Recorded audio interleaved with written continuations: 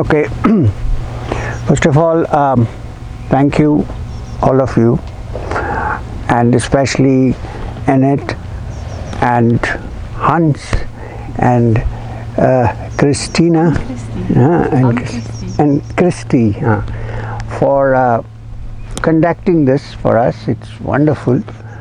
It's one of the best walks I have had.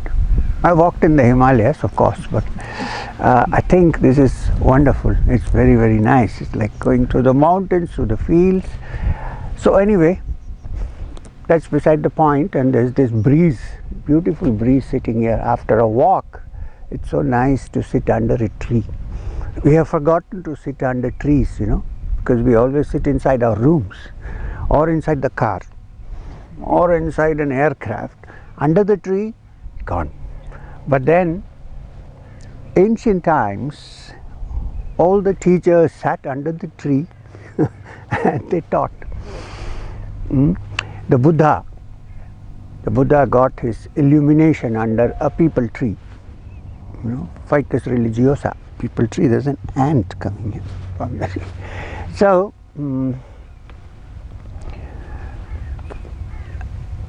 first about the pilgrimage.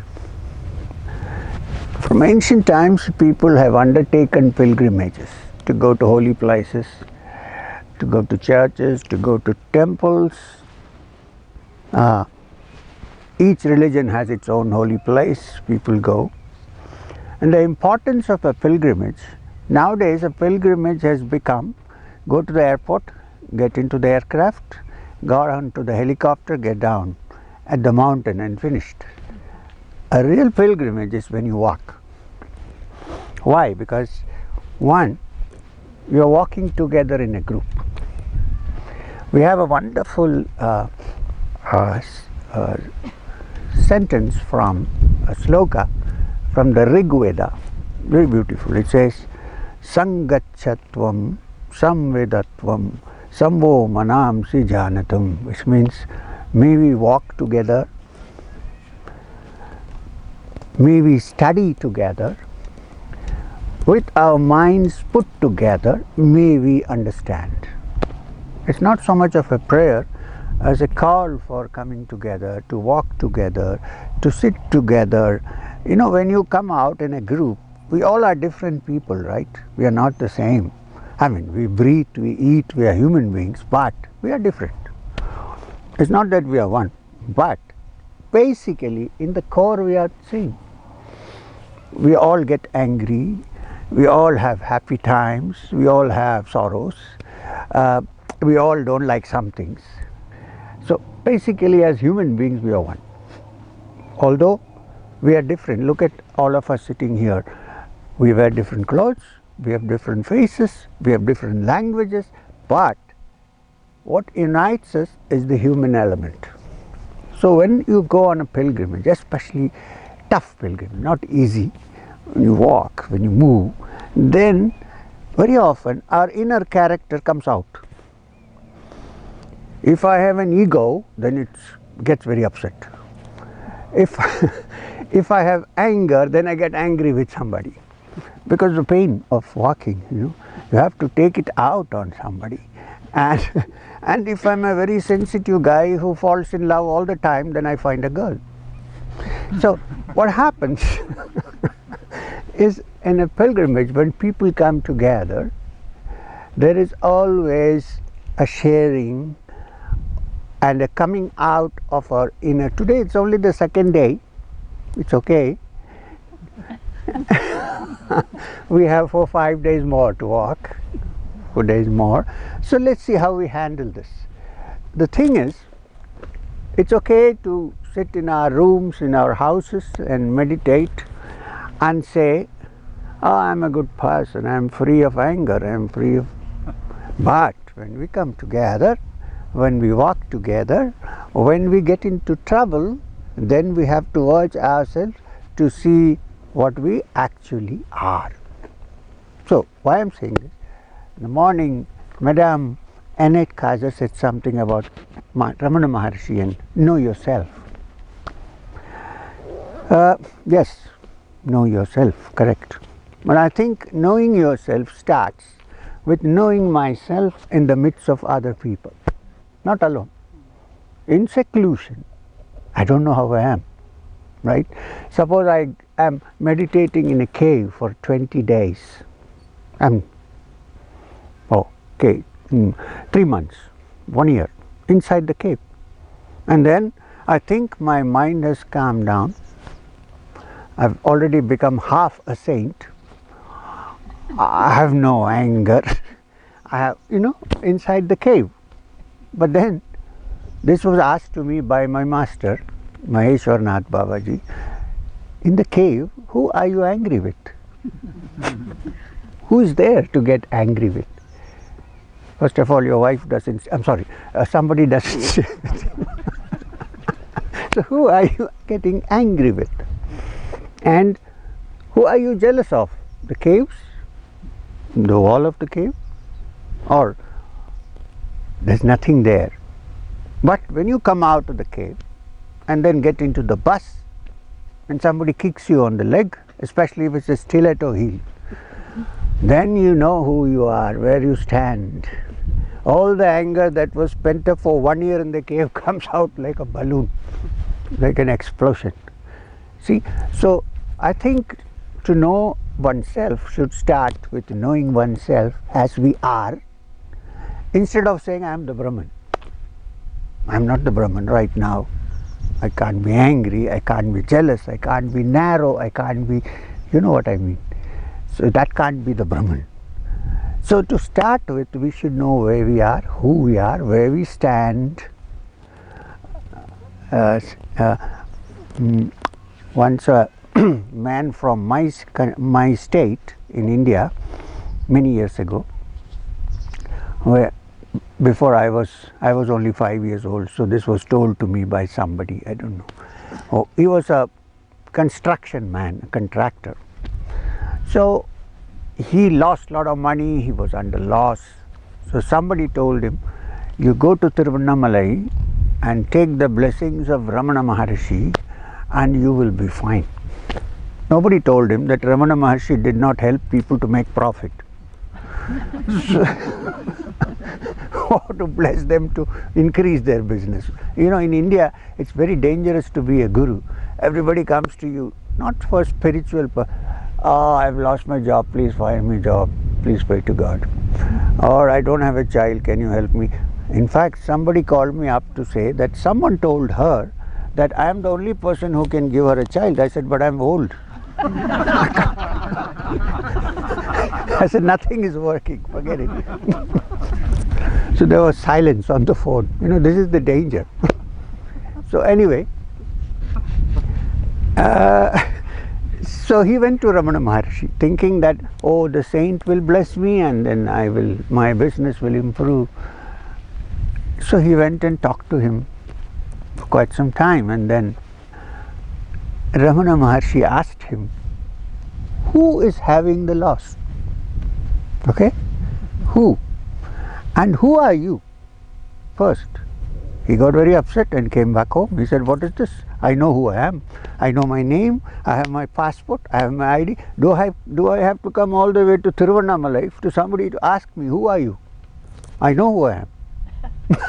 You know what I mean?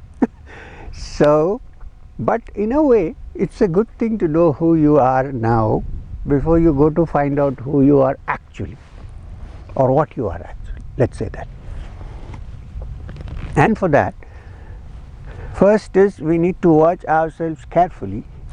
If we are making spiritual progress, don't judge spiritual progress, my understanding, you can disagree, by visions. No yogi has had so many visions as an LSD addict.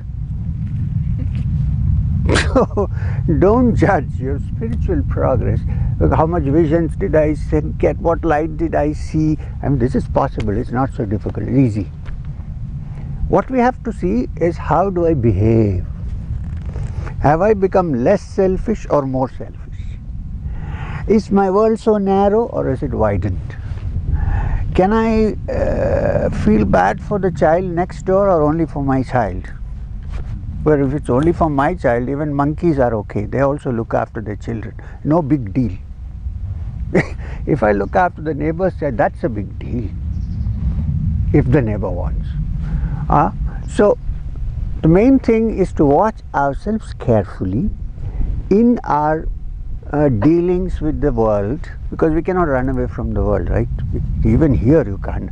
It's so beautiful, it's almost like out of this world. But then you'll have to meet people, you have to talk, there are people around. So first thing is to figure out, how am I behaving with people? What am I really? Am I really free? Am I really free of all those things? It's not easy to be free of anger, for instance. I can suppress my anger and smile, but it's inside. So, to look at yourself first, to find out how you are in the midst of circumstances, I think is the beginning of knowing yourself. And then, if you don't know where you stand, how are you going to walk? So we should know where we stand. And then from there we start. I am the Brahman first. What am I now? Right? Okay. Now, also, we are walking for peace. It's a peace walk. There's one thing we should bear in mind. It's wonderful to walk for peace. But peace is a state of mind that comes from inside. If I am not peaceful with myself, I cannot give peace anywhere. You know why? Because in our mind there is always conflict. One side is pulling this side, another side is pulling here. There is generally no rest in the mind. I want to be religious, one part of the mind says no. I want to be spiritual, one part of the mind says no. So there is this eternal conflict. I want to do this, no, I don't want to do this. Unless we sort this conflict out and have peace inside us, there cannot be peace in the world.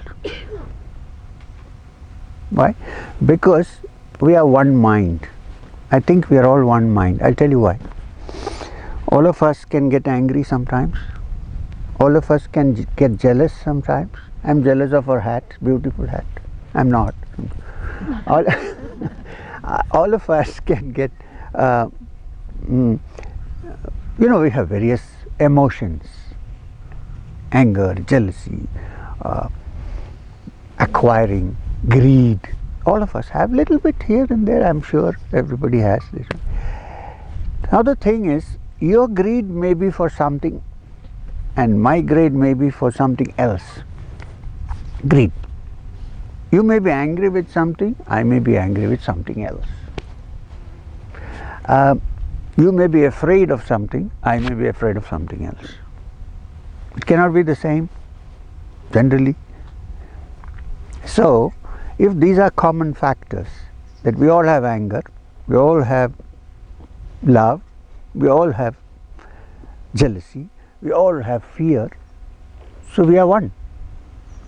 We don't even have to think of the Brahman, we are one. Because why? Because we all have common emotions. Therefore we are one mind. We are one mind. So then what happens? So, if it is one mind, if, for the time being, suspend our judgments, if it is one mind, one change in one part should affect the other. If it is one, then if I change here, little bit tweak, then it should go there, right? So, we are saying, if we change ourselves, that change will affect the world. Change ourselves first. Right, and it does not come only by sitting down and closing your eyes. Sometimes it happens when you open your eyes and look. You see this here? This is meditation. You don't have to. Have you seen any picture, I challenge, of Ramana Maharshi with his eyes closed? Tell me. Show me one. No, eyes open. Why? Because for him there was no inside and there was no outside. It's the same. Unfortunately, it has to be found inside first. So we might have to close our eyes sometimes so that we're not disturbed by the outer. But once it's found, there is no difference between the outer and the inner. Everything is the same. The mountains, the tree, the hat hanging on it, the wind, the birds, the we, you, we all sitting. Really, if you keep your mind open, it's one. You know why we don't? Why we can't? Because we all have a certain desire to grab. See, a flower in a garden is beautiful, right? The problem begins when I want it for myself. Otherwise, there is no problem. It's God. It's beautiful. Same with everything. See these beautiful houses? It's so beautiful. The problem begins when I say I want to acquire that. Otherwise, it's beautiful. There are many beautiful ladies here. This is great and beautiful. The problem starts when I want her. See this? So, if that can be kept aside a bit, acquiring.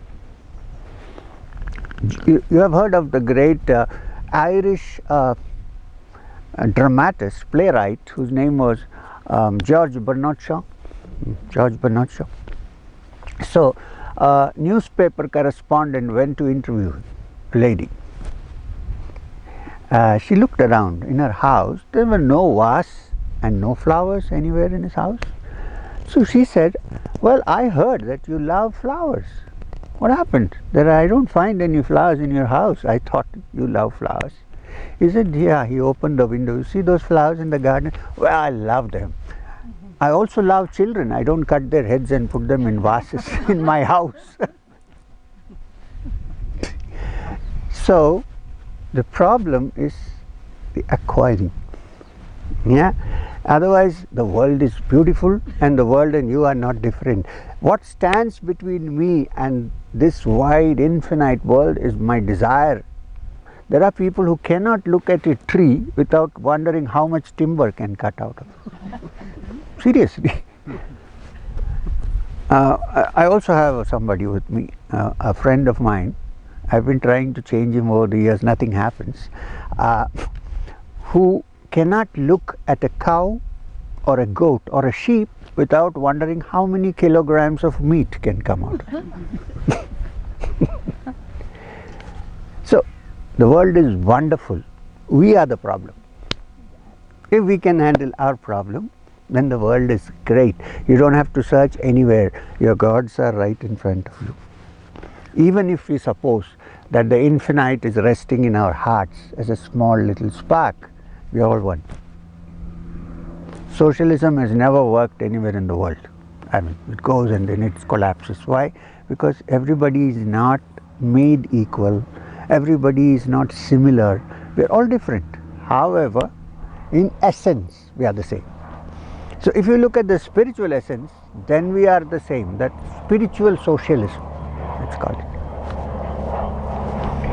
Okay, having said this, I want to end this with a small story about Ramana Maharshi.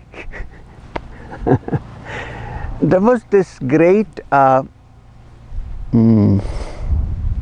scholar, yogi, learned man, whose name was, you don't have to remember the name, Kavyakanta Ganapati Shastri. Very long. Kavyakanta means a jewel among poets. Kavyakanta. Ganapati was his name, and Shastri means scholar.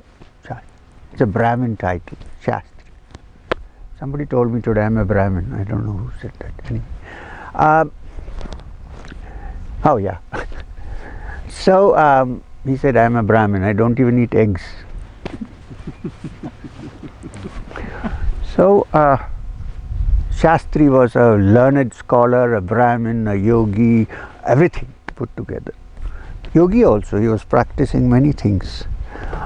But he felt that there was something that was standing as a barrier between him and the truth, or whatever you think the truth is. I mean, the reality, God, Brahman, the great extreme, as Confucius called it, or Shunya, whatever. There was some barrier that separated him from that. With all this knowledge, everything, Shri Vidya, yoga, pranayam, kriya yoga, Vedanta, nothing that he hadn't learned. But he felt there's some barrier, it's not breaking. How do I break it? So somebody told him, Ramana Maharshi was not well known at that time. He was living on the top of the hill in the mountain, in the Skanda Ashram caves. Somebody told him, there is a great man here, why don't you just go see him? Who knows? So he went, and Ramana Maharshi was sitting in the cave, and he was, you know how he usually sits, and his eyes were open, but he was looking far into the sky somewhere. So he went and sat in front of him for quite some time. No change, no sign of recognition, nothing. He waited very patiently. Normally some people would have sat and gone away saying, who cares, now let's get out. But he didn't. That's important, patience. So he sat down. After a long time, they say an hour and a half, Maharishi's eyes shifted and looked at him. And then they kind of focused on him. And then, he hardly talked, unlike me. He hardly talked. He said, which in the Indian gesture language means what? What's happening? What do you want?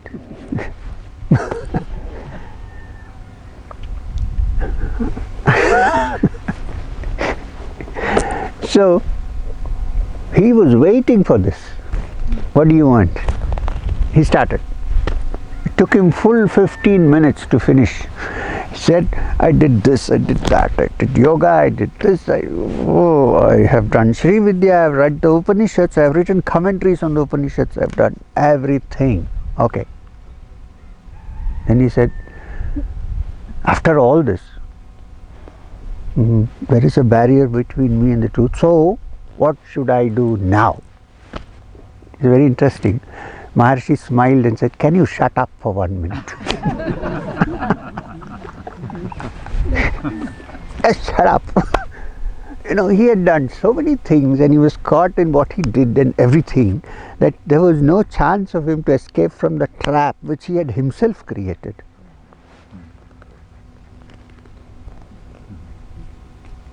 When we know how to chant Sanskrit, we feel very happy. You know why? It has a very hypnotic character. Sometimes one has to break out of it. So, now in this pilgrimage, we are going to know ourselves properly. When we are hungry, when we are full, when we have a plate. Today morning I was discussing with this young lady here. What's her name? The one name? Chandra. Chandra. I was discussing with her. She said, is your room okay yesterday night? I said, yeah, it's very fine. Thank you very much. She said, can't be sure. Next room may be a little different. I said, that's fine. We need to see how to adjust to live with everybody. And then we should say, who am I? Now I'm going to end this with a small story. Once again, for 5 minutes. There was an English movie called The Party. I don't know, it's an old movie. Peter Sellers was the hero, and he was acting as an Indian in that, as an Indian musician. So his accent was like me speaking English, and he must have trained himself a lot to get there. So in that movie, he breaks into somebody's bedroom looking for the toilet, for the washroom.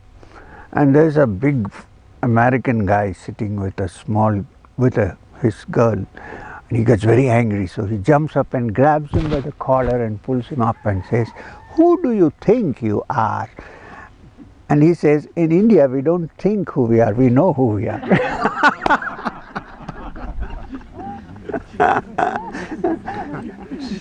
So shall we start walking? Shall we? With your permission, ma'am.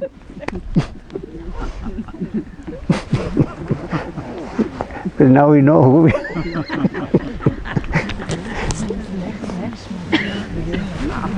Said you wanted some question answer session yesterday. Tomorrow. Huh? Mike. Mike?